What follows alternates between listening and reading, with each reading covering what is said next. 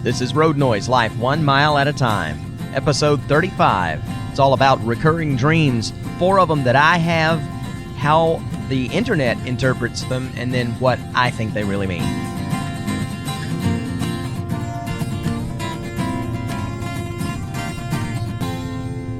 Welcome back to Road Noise, Life 1 Mile at a Time. This is episode 35. I'm your host, Michael Blackston. If you hear the sound of a rumble under my voice, that's just the sound of the road, hence the reason we call it road noise.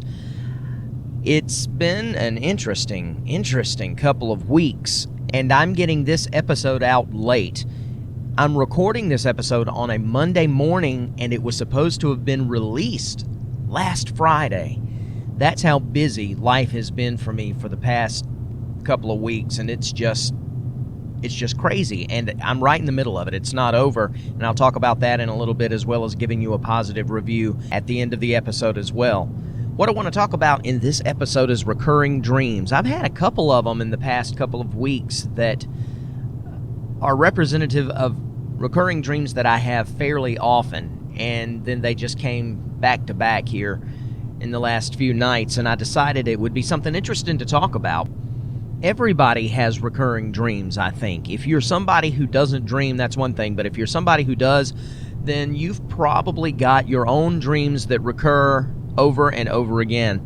And I thought of 4 of them that are fairly frequent with me. And then when I went online and I found a dream interpretation website to look into it, I found that the ones that are current or common to me are also common to a lot of people.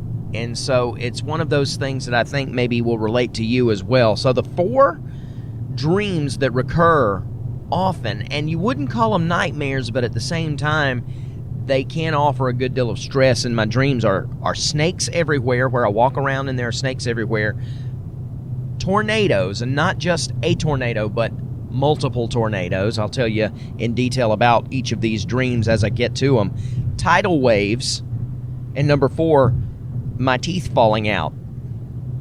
There's a real good reason for number 4 for me to have dreamed that here recently, and I'll tell you about that here coming up in just a minute. But the first one is snakes everywhere. I'm not terribly afraid of snakes. If I walk up on a snake and it surprises me, it's gonna startle me, and depending on the situation, frighten me. But for the most part, I love snakes. I love all snakes, poisonous, non-poisonous. My dad used to even raise snakes in his basement to sell the babies to pet stores.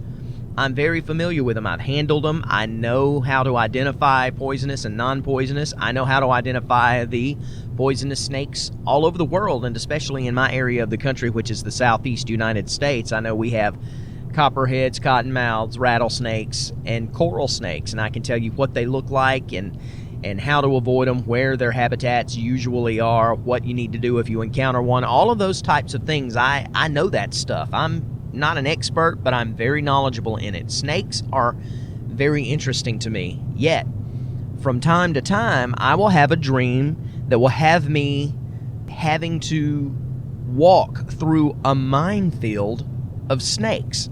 All of a sudden, I'll be walking out somewhere, and I'll notice there's a snake on the ground near me. And then I'll look around, and there are snakes everywhere. That gets stressful to me, as it would be. Most people get really stressed out when they think about one snake, much less snakes everywhere. And that happens to me fairly frequently. I'll have that dream. Now, in my dreams, I've never been bitten by one. I'm always able to make my way around them, but it just recurs all the time. All of a sudden, all over the ground, there'll be a field or somewhere I've got to walk through, and there are just snakes. No specific kind. It's not poisonous. It's not, a king snakes or anything like that. It's just snakes. It's never detailed enough in my dream to pinpoint any certain species of snake. It's just that they're everywhere. And nobody wants to get bitten by a snake, whether it's poisonous or even non-poisonous. And so it gets me worked up in my dreams. And so I looked and I found a dream interpretation website online, and I'm sure there are a bunch of them, but I just went to the first one that I found, and it was Dreammoods.com. That's Dreammoods.com. Dreammoods.com. And they had all 4 of these in their catalog of dream interpretations. And so here's what it says. If you have snake dreams signify hidden fears and worries. So I would imagine everybody has fears and worries that they have to deal with. And when you're dreaming, your subconscious mind is at work. And so there's a lot of stuff that is kind of buried inside that comes to the forefront of your mind when you're dreaming or when you're asleep. And it gives you, when you're asleep, and it gives you sort of an insight into kind of some emotions and things that are going on within you that you really kind of keep buried down during your waking hours. And fears and worries, they say that's why, at least according to Dreammoods.com, you're dreaming about snakes. You've got some sort of a fear or a worry, something that's bothering you that you need to work through. It also, they say it could be phallic, that snakes could be a representation of a temptation or dangerous and forbidden sexuality that you've got that you're dealing with. And I'm not a psychologist. I've never studied psychology per se, but I've read a lot about different stuff. And I know that in the world of psychology, they just love to assign phallic representation to a lot of psychology. And in fact, I had an aunt that had a book one time. It may have been about dream. It seems like the whole book was about dream interpretation. And we started looking through it at all of the different dreams people could have and how they were interpreted. And it was funny that 75% of the dreams, they said, were phallic. So I was surprised when that was the only out of the 4 that had a phallic representation, at least in Dreammoods.com. That's the only one that had that type of representation as a possibility. The next one is, I dream a lot about multiple tornadoes. Not just a tornado. It may start out as one tornado, like one big one, but before the dream is over, usually there are 3 or 4 of them, and you can always see them in the distance, and you're trying to drive around and avoid them and stuff. Multiple tornadoes. Dreammoods.com says people who are around you that are prone to violent outbursts and mood swings. Also, it could mean a volatile situation or relationship. So a type of a chaotic situation where you don't have a lot of control over imagery or a person in front of you, and you're trying to avoid it, basically is what it is that they're saying. So you've got a person or a situation that is potentially violent, or not necessarily physically violent, but something that just could become at any moment very unpleasant for you. And also that in a relationship. Tidal waves are another frequent one, and that's kind of similar to the tornadoes. It's a natural disaster type thing. But I frequently have dreams about tidal waves, and I guess I need to go into a little bit more detail about these. I'll go back to the tornadoes in a minute and tell you a little bit more details about these dreams, because I think that would be interesting. But tidal waves, if you're dreaming about tidal waves according to Dreammoods.com, then perhaps you're having overwhelming emotional issues that demand your attention.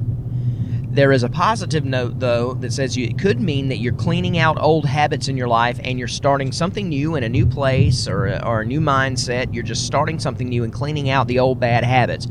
So you could look at it kind of 2 ways there. But I dream about tidal waves quite a bit. And then the last one, I had this dream the other night. When your teeth are falling out. Have you ever had that dream when your teeth are falling out? And they're just crumbling out of your mouth, and it just keeps happening. I had that, as this is recorded, not last night, but the night before last. And according to Dreammoods.com, it's about vanity and insecurity. You're just having trouble with how you are being perceived by other people. There's something about it. It could also have something to do with having said something that you regret saying. Maybe you put your foot in your mouth, or you said something to someone that you feel is going to change a relationship or change the dynamic with them, and it's worrying you. So your teeth falling out could have that kind of a connotation behind it. So let me go back all the way to the beginning and give you a little more detail about each dream, what happened in those dreams for me, or frequently does, because most of these dreams are the same. Every time I have them, they're almost exactly alike. And then what I think they probably actually mean for me. I'm going to make an attempt to interpret them myself. So let's go back to Snakes Everywhere. Snakes Everywhere, I had this dream the other night where I walked outside of somebody's house. It was not my house. I don't know whose it was. It was nighttime. It was almost nighttime. There was just enough light left in the sky to where I could see the ground, but not enough light to where I could really adequately feel comfortable getting around all the snakes that were suddenly on the ground. So it was dusk. The sun was going down. The light was low, and I could just see enough that there were snakes everywhere, but it added to my anticipation or my anxiety because I was afraid I wasn't going to see one and I was going to step on it and get bitten. So that's really all it was to that dream that I can remember, was walking off of a front porch with the light on and noticing that it was dusk and that there were snakes everywhere, and I had to get from point A to point B. I don't even know what point B was. I just know point A was the lit up front porch, and point B was probably my car or something else, and I had to get across. The dream ended before I got to point B, but I do remember that there were snakes everywhere, and they were just there coiled up and kind of laying there, and I had this obstacle course of serpents that I had to get around. And when I say they were everywhere, they weren't everywhere as in there were 1,000 of them within feet of me. You know, I wasn't gonna step on them. I could avoid them, but I just had to make sure I recognized every shadow, every stick, and differentiated it between a snake and a rock and a stick, and didn't step on something that was gonna bite me. And there were just several of them all over the place. What do I believe that really means to me? You've heard me tell you now what DreamMoods.com says that means. It means that there are hidden fears and worries, and it also could be phallic. Now, it's not... I guess that could be, you know, I've talked about my porn addiction. I suppose maybe there is some credence I could lend to that interpretation. And fears and worries is very vague. Every one of us has fears and worries at all times in our life. Even if you've got a great life going on and you have no financial problems and your car is running great and everything's running smoothly, there's always something in the back of everybody's mind that gives them some anxiety. And so it's kind of a blanket statement as far as I'm concerned. I don't know whether that's necessarily what it means with snakes, but if it does, fine. I think it just means that in the summertime, I'm always aware there's snakes. Really, I'm constantly looking out for snakes for two reasons. Because A, I like to get them safe. If they're on the road, I like to make sure if I see a snake alive on the road just laying there, I will stop my car and try to get that snake to move. I've never encountered a poisonous snake that I tried to move off the road, but I would if I had to. I just have to use a stick or something to try to make it move. But there have been several times that I have moved non-poisonous snakes off the road, even if it meant grabbing them by the tail. Most snakes around here, I don't think any of the snakes around here in the southeast, I think there are only one or two in the world that can double back on themselves to bite you. So if you grab a snake by the tail, if it's laid out long ways and not coiled up, most of the time you can grab that snake by the tail and it may try, but it can't really come back and bite you because it's just not built that way. So I have moved snakes off the road several times, and I'm always in this time of the year, and it really seems to be in the more spring and summer months of the year that I have this dream, it seems like to me, that I'm always kind of on the lookout for snakes so that I don't step on them because I don't want to get bit or bitten, and also so that I can kind of help them to safety on the road. I know there are a lot of people out there, probably most of the people who will listen to this podcast, that would say, only good snake is a dead snake. And that's fine. I understand that fear. It's natural. It's bred into us. I'm just not one of those people. I happen to love snakes, and there may come a time in my life when I don't have any kids that I decide that I want to have one as a pet. I have not ruled that out, but That's my interpretation of the snake dreams. I think it's just more literal than the worries and anxieties. I think with me, it's just I like snakes and I like to look at them. I like to read about them and learn about them, and so they're on my mind a good bit, and I dream about them from time to time. But what about the multiple tornadoes? Let me give you a little background on this dream. When I have this dream, I am usually in a place where there's a lot of wide open country, not a lot of trees around me. I can usually see a lot of farmland, and so I've got a lot of distance that I can see. I can see what's going on quite far away from me. And a lot of times it'll start out in a house. We're somewhere together, usually with the family, and there will be a tornado coming. There won't be any warning. The house will start shaking, and all of a sudden I am aware that it is a tornado. No warnings, it's just the house is shaking. There's a tornado, let's get to safety. And most of the time it's fine. It goes past and we're good, and then we go outside and kind of look at the situation and make sure everything's okay. And then by the end of the dream, we've gotten into the car and we're riding, trying to get to safety, and there are multiple tornadoes coming down. It's constantly just coming out of the clouds all around us, and we're having to ride in the car and run this obstacle course in the car around these tornadoes to try to not get in the middle of one. There's only been one time that I've had a dream where the tornado actually did some damage to the house, and it picked up the house in the dream and rolled it like a barrel of hay going down a hill, and it just rolled and rolled and rolled. And in my dream, I remember just tumbling and tumbling. Nobody got hurt, and then the house came back down, sat back down, and everything was okay. And again, we got out into the cars and we started driving around, and there were multiple tornadoes and we had to avoid them. So that happens to me all the time, that dream. I feel like, personally, that has something to do with the fact that I'm interested in tornadoes. I love to watch tornado footage. I used to actually, I would never call myself an actual amateur chaser, but there have been times when I've studied enough on them and know just enough information on how thunderclouds and tornadic weather works, just enough information to get myself in trouble. And there have been some times that I've tried to do a little chasing back in my early youth when I was much stupider than I am now. Hopefully I can claim a little bit more wisdom as my age rolls on, but there have been times that I've tried to chase what I thought might be a cloud that would produce a tornado because I wanted to see one. I have never yet seen an actual tornado in person. And you always hear from, well, you always think they're neat and you like them until you're in the middle of one. And I understand that. I understand that completely. And I'm glad that I never have been in one. But I am very, I don't want to say transfixed, but very interested in tornadic activity and learning about it. A lot of my stuff I take to bed with me. A lot of times my interests are what I'm thinking about when I go to bed. And it just is on my mind. And a lot of times I believe those translate into my dreams. So most of the time, whereas it says it could be about people around you that are proven to have volatile temperaments or mood swings, or it's a volatile situation possibly that you feel out of control with, that could be.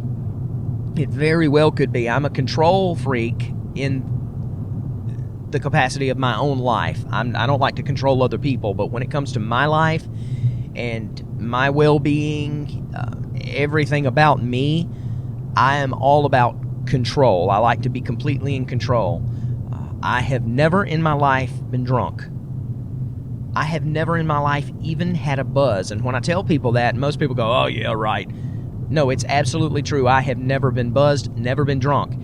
And while as a Christian, I don't believe that a person ought to allow themselves to get in that state, the main reason is that I can't stand the idea of being completely out of control.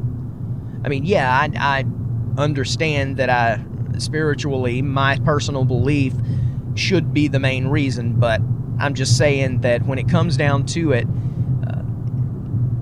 I think it's a control issue for one thing that has been one of the biggest reasons that I have never gotten involved and even felt the temptation to get involved with something that would alter my mind and take me out of control.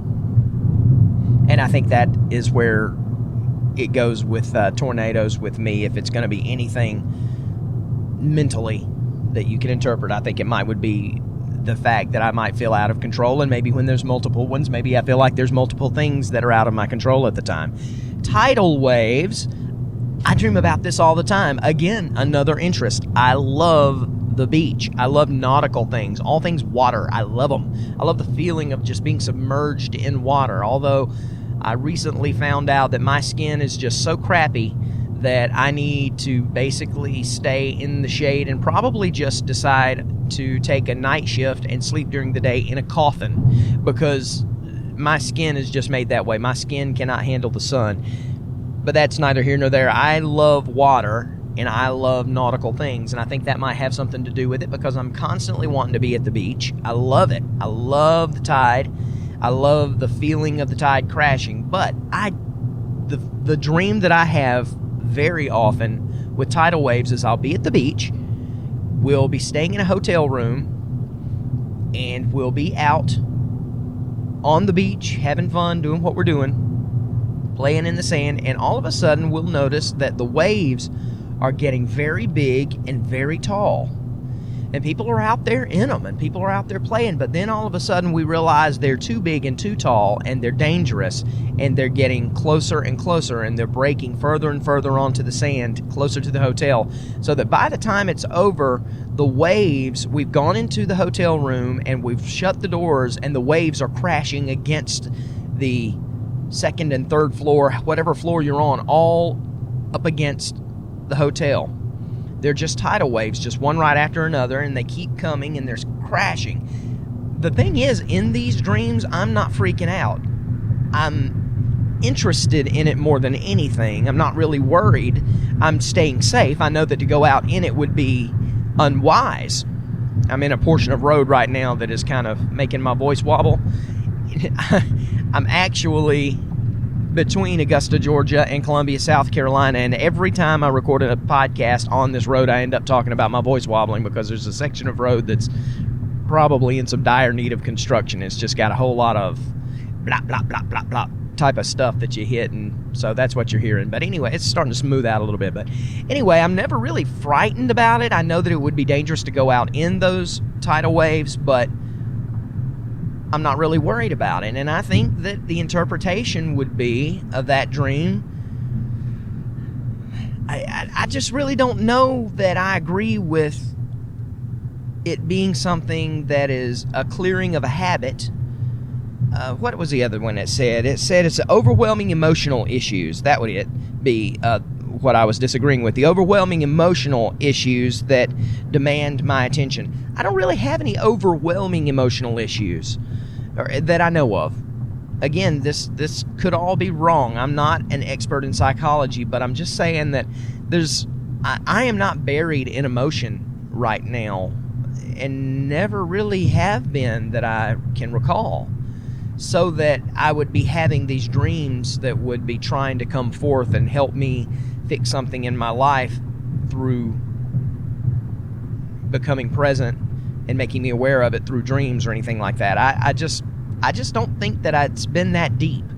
I just think it's something that, because I like the beach and I like oceans and I like it when the waves are crashing and taller. I like to be at the beach right before or right after a hurricane, because it's just so neat the way the waves are just violent and crashing. It's part of me. I enjoy that, and I think that translates into my dreams. And then from the last one, teeth falling out, I had this night before last, and I know exactly why I had this dream. Again, they're saying anxiety over something you may regret having said, or vanity or insecurity, anything like that could be the reason that you're dreaming that your teeth are falling out. Well, maybe that's the case, but I'll tell you, I had a tooth pulled in the last couple of weeks, and I had trouble with it. I'm going to talk about that here in just a minute in more detail when I talk about the last couple of weeks that I've had. But I dream about my teeth falling out quite a lot, and it has nothing to do with anxiety or vanity other than the fact that I have crap teeth. I've talked about this before in the podcast as well, I believe. My teeth are just awful. I've always had weak teeth. I've always tried to take really good care of them, but it hasn't mattered. I have weak teeth. They just They crumble, they get cavities, they are just not good. No matter what I try and how well I try to preserve them, I've got crap teeth. And I had to have one pulled the other day, and I think that's why I dreamed this again. And I'm constantly dreaming that my teeth are falling out. And when I do have that recurring dream, I think about it in the dream that here we go. This is it. This is the final movement of my teeth to finally just all fall out of all of these years of having trouble with them.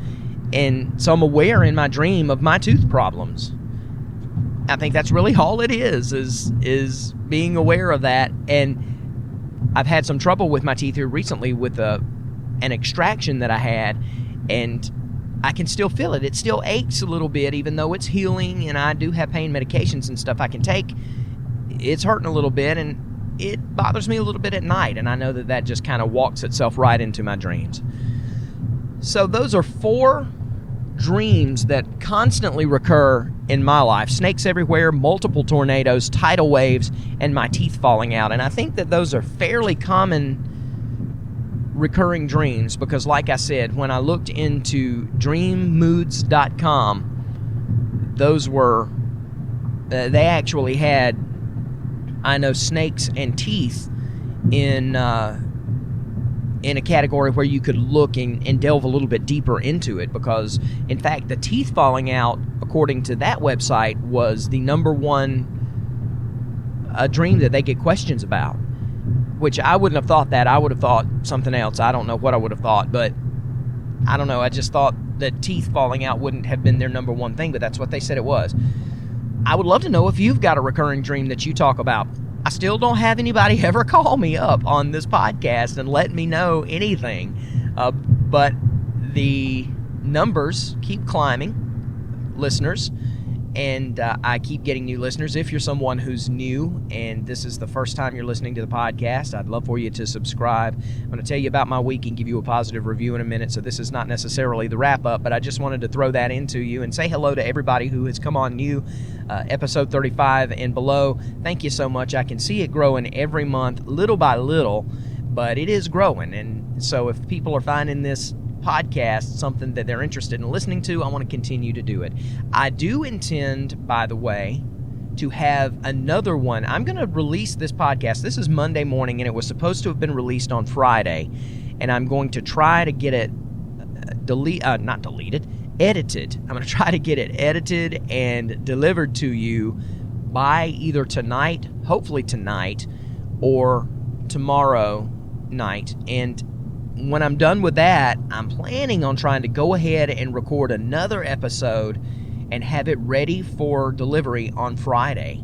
I've got a big, especially this coming Friday, I need to get a couple of them recorded and edited after this one and ready to be released, because we're going to Disney World. We're leaving on June the 20th to go to Disney World, and I'll be taking some audio from that and hopefully putting together a podcast episode about our adventures in Disney World that I'll release, very similar to the one I did for the World of Harry Potter last October, and we'll put that together. But I'm hoping you'll get 2 of them this week to make up for the one I've been delayed in releasing this past Friday, and then the one that is your normal fare that would be released this coming Friday. So what about my week? Why has it been so crazy? Why has it been so hard to find a minute to breathe and get an episode recorded and edited? Well, my week has been rough. It's just, we came up to Memorial Day. As far as my business went, you'll notice in the last episode when I was talking with my son, I said that business had been slow getting up to Memorial Day, a week before Memorial Day and the few days right after Memorial Day, because that's just what happens in this industry. Memorial Day is a big area of time that people shoot for. We have what we call the Memorial Day rush. Well, just like the Christmas rush, right before you hit Memorial Day, when everybody knows they're going to take some time off and get a breather, they'll kind of slow down. They'll say, okay, we've done all we can do. Not going to call Mike. I'll wait until after Memorial Day. And so a week before Memorial Day, maybe 2, and then a few days right after Memorial Day, it'll get kind of slow for me. I'll have just some straggling things, if anything at all, and then it'll start picking back up. Hopefully. Well, it has. It slowed down, and that's what we were doing in the last episode. My son and I had some time, and I wasn't taking a trip, so I went thrifting with him, and we recorded that episode. Well, since that time, it's been almost impossible. It's been like pulling teeth to get an episode recorded because of all of the business. I mean, it just exploded on me again, and now I'm staying on the road right now, and really staying on the road a lot to try to get everything in before I take a week off, June 20th,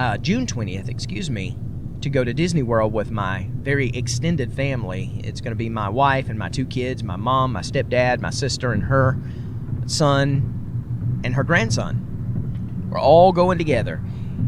But that's not really what has been so crazy. What's been so crazy is everything that I've had to kind of do in the periphery, aside from trying to get work done. I took the slow time and said, this is the time to get a tooth taken care of that's been giving me problems. So I went in, and a few weeks ago, I went and had the tooth looked at, and I was hoping to have it pulled then, but it was infected, and it had to have a round of antibiotics. So she gave me the antibiotics and scheduled me for 2 weeks later, and I went in and had the tooth extracted. And here's what happened. The tooth that she was extracting, it was on the bottom and in the very back, on the left-hand side. So it was kind of hard to get to in the first place. But it had also had trouble years ago, and I didn't realize this. I didn't know. I couldn't remember. I've had so much trouble with my teeth, I don't remember everything. But this one apparently had to have a filling all the way over the top. And what had happened is the tooth had basically rotted under that filling, and I couldn't tell. So you had this thin layer of enamel, kind of a thin wall of enamel of the tooth while it was rotting on the inside and had a filling over the top. So I really had no way of knowing until one of the walls, one of those thin walls, got a hole in it. It just broke and got a hole in it. Then it got infected. When she tried to pull it, what she said was because everything underneath the filling had been rotted away, then when she pulled on it, the only thing she had to grab on was the filling, and it pulled it out. She had nothing to grab on to get the rest of the tooth that was remaining, what was remaining there, which was mainly down in the roots. And so she had to drill and yank and break and pull and drill, and my tooth's hurting now. I just had a sharp pain go through it as I was talking about it, just remembering what all she had to do. And it messed up the gums and my jaw there, and to the point where she gave me some painkiller with codeine and some more antibiotics to make sure that it healed up good, but it just would not heal up. And a week later, I was still having very bad pain, and I had to go back in. And she looked at it and she said, there's some bone exposed that is causing that. It's keeping it from being able to heal correctly. That just kind of happened since we looked at it the first time. And I'm going to have to go back and give you more Novocaine and go back in and scrape it down some more. So there I was back in there, having to be numbed. I mean, they're numbing me. They're shooting me with the needle 4 or 5 times around this thing each time they numb it. And then here she goes, scraping and grinding and prying and poking and then stitching it back up. Now, it is healing better this time. It still has a little bit of a little ache to it. In fact, when I get off of this podcast in just a minute, I'm going to take some ibuprofen, which is an anti-inflammatory, and see if I can't take that ache away, because it is a little bit of an aggravation right now. They are getting ready. If you notice a whine, a high-pitched whine now under my voice, I suddenly hit a patch of road right before Columbia, South Carolina, where apparently they're getting ready to do some road construction, and they have ground down the road, and it's just got lines through it where they're getting ready to repave it, and it is making this sort of high-pitched whine. That's okay. We don't have much of this podcast left anyway. But anyway, I've had that trouble with my tooth, and it has just been an issue. But on top of that, the day that I got the tooth pulled, the very next day, was it a Wednesday?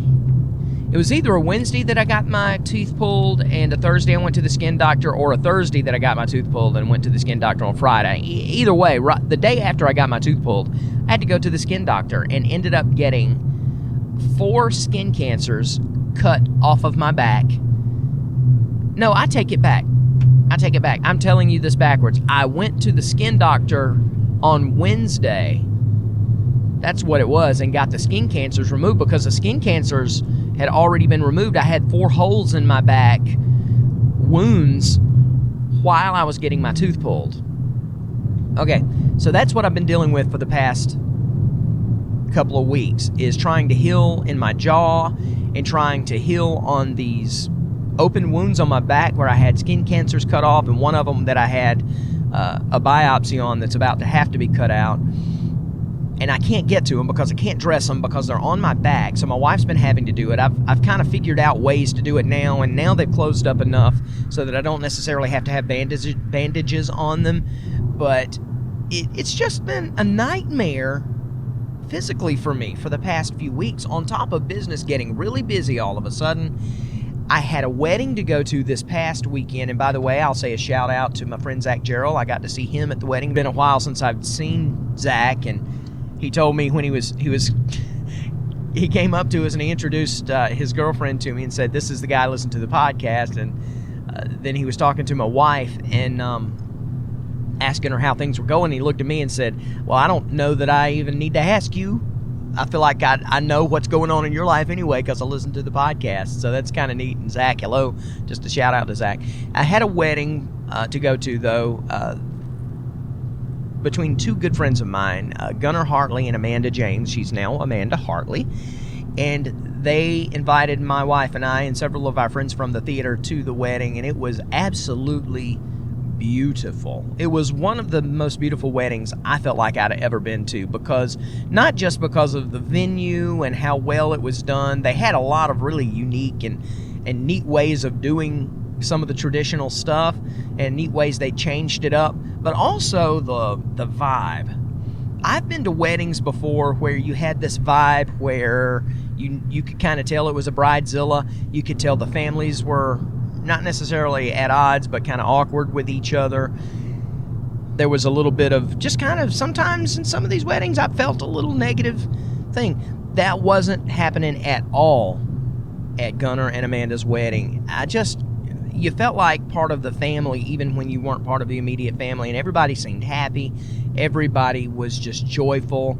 The bride was drop-dead gorgeous. The groom was drop-dead handsome, and their love that these 2 people have for each other just emanated throughout the entire room, and it made the ceremony and the marriage, you felt like it was right. You just felt like everything was right and done the way it was supposed to be, and all of the emotions were in the right place. It's fantastic. It was a great night, and I appreciate Gunnar and Amanda for inviting me and Kayla to be a part of that, and I just wish nothing but the best for them in their marriage, and prayers go out to them for that. So that's going on, and I've got another wedding this coming weekend. My sister-in-law's son is getting married, and my wife and I are singing a couple of songs in the rehearsal, and then we're singing a song in the wedding. That's all going on. It's just been crazy. As a matter of fact, I was going to try to get Kayla to do an episode. This episode 35 was going to be about 20 years of marriage. I thought it'd be neat for us to do a podcast together like me and my son did last week on the way to the wedding, talking about our thoughts on marriage life and how we've had a successful marriage for 20 years, and I still want to do that podcast episode. But I set everything up in the car, ready to go, and something happened. I had a problem, and I think I realized what it was, but we were hot and we were in a hurry and didn't have time to stop and do anything to figure out what was going on. So we started to try it, and it didn't work, and I didn't get to do that one. Before that, I was going to have the second episode in a row. 35 was going to be my son talking with me about responsibility. He had gone with me last Friday to Alabama and got to see what I do, and there was some interesting things that happened, and I thought it might be neat to get his perspective on what he'd learned by watching me work. And that didn't happen because he was asleep the entire time. He recently had a couple of nights before, he'd been in a church lock-in, and I think he mentioned that in episode 34, and he'd stayed up all night and messed up his sleep routine and everything. So There you go. It's just been crazy. He slept the whole time, and I wasn't able to get him to get up to do the episode with me. So now I'm recording it. This has been 35. My positive review, it's simply this. You can go and get this recipe at the website, roadnoisepodcast.com. Go look for the recipe. I found recently a made-from-scratch recipe for homemade chocolate chip cookies. I've always wanted to try it, and I found this recipe, and if you follow this recipe to the letter, you will make some jam-up homemade chocolate chip cookies. My wife says it's the best she's ever had. It makes an enormous, if you just use the recipe exactly as it calls for, it makes an enormous amount of cookie dough. You could probably half it and just cut all of the ingredients in half as you mix them up, and then and have half the portion, have plenty. But I end up making the whole portion. I made 2 different batches, and then we got to the point where we said we've got to stop because we're having homemade chocolate chip cookies hot in the oven every night, and you can start telling the waistlines thickening up a little bit. But my mom asked me to make her some, and so I made her a batch last Sunday and took it to her, and she's been eating on that. It's a homemade chocolate chip cookie recipe. It is not my recipe, but it is one I found on the internet, and that's my positive review for this week. I'd love, if you like to cook, try this. It is a really, really good recipe, and the cookies are absolutely phenomenal as far as my opinion goes, and everybody that I've made them for. And I'm going to put that in the show notes at the website, www.roadnoisepodcast.com. So that's the end of this episode, and let me just reiterate that. Again, roadnoisepodcast.com. That's where you can go to directly stream this episode. You can subscribe to the podcast. You can comment, leave comments there as well. You could go to michaelblackston.com if you'd like to follow some of my other stuff. Although right now, I will say that I'm kind of taking a break on the blog as I've gotten really serious about finishing Mr. Long Said Nothing, the novel, working on that mainly. So if a blog comes to me, I'll put it out there. But until then, I'm kind of in a hiatus. It's not over, and I'm going back to it, but right now I'm in a hiatus with the blog because I've just got to make time to get Mr. Long Said Nothing's novel finished. But you can find the blog page and my Christian blog page, which I haven't written anything on yet, but it's there, and links to this website and other stuff at my website, michaelblackston.com. I'd love for you to get in touch with me at feedback@michaelblackston.com, and you can call me at 706-408-7456 and leave me a message on the voicemail line. So until next episode, which I hope will be coming very, very soon, right on the heels of this one, I'm Michael Blackston. Thanks for sitting in the passenger seat with me as we learn to live life 1 mile at a time.